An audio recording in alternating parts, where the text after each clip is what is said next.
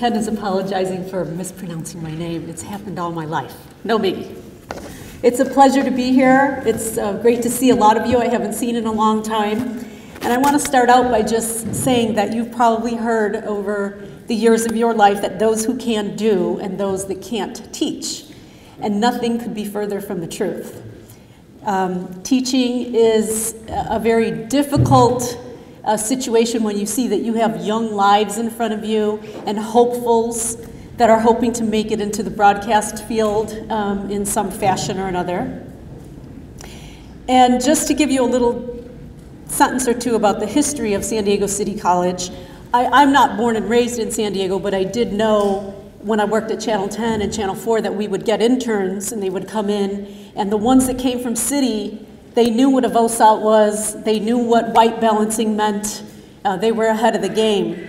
And so when I left full-time reporting and I got a call and I had the opportunity to meet a wonderful woman by the name of Hope Shaw and found out what her legacy was all about and how she got together with a very smart man by the name of Jim Dark, who's at our table over there. Jim, if you would just raise your hand, the first dean of the College of Communications at San Diego City College.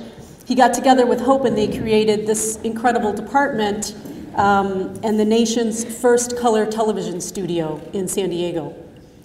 And I think what the legacy that they built and the people that they brought on board, they knew what they were looking for.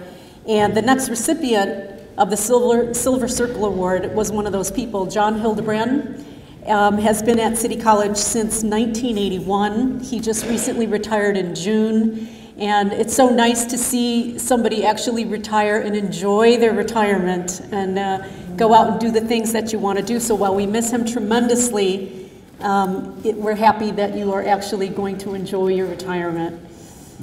Some of the other folks that are there in the department with me, Mike Kay, who worked at KUSI, and Bob Sly, who comes from a production background, and Dave Drexler, who was at KPBS for many years. I think you get the idea. Somebody else mentioned that it's the folks in front of the camera that always seem to get the most attention and praise, and it's the folks behind the scenes that really don't. And John Hildebrand has taught many, many news photographers in this market how to perfect audio, because he is an audio engineer by his trade, who later went into education. He taught at Southwestern College in the 80s. He also taught at San Diego State. And Hope Shaw and Jim Dark were smart enough to get him on board full-time at San Diego City College, where he has taught so many students so much about fine-tuning audio. Anyone who survived RTVC 107, the audio class, 5-hour lecture per week, my hat goes off to you. Ladies and gentlemen, my friend, my colleague, a great mentor who is patient, kind, has so much zen, and is a really wonderful, wonderful, wonderful person, John Hildebrand.